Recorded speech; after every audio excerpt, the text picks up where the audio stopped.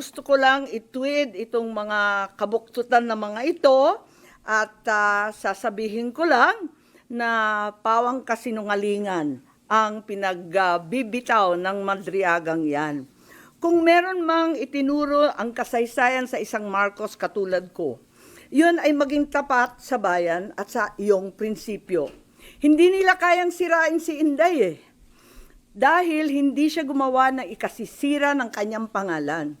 Kaya gagamit sila ng taong wasak na ang pagkatao para subukan wasakin din ang vice-presidente. Oo, inaamin ko, ginamit ako at naging kasangkapan ng isang gobyernong taliwas ang pamumuno sa uri ng serbisyong bayang iminulat sa akin ng aking ama.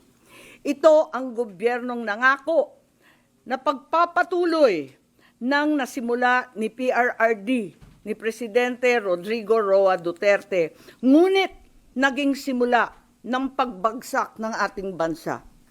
Kahit kailan, hindi ko kinonsente at wala akong balak konsintihin ang kapatid ko.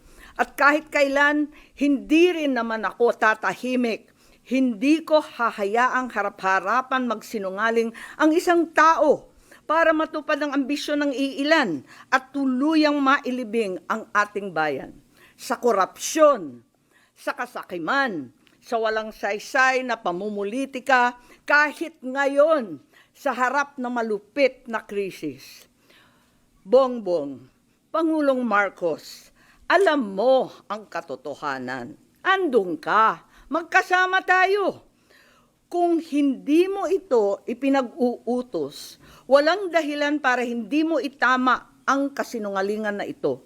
Huwag mong konsintihin ang mga politikong ginagamit ang sinungaling na si Madriaga.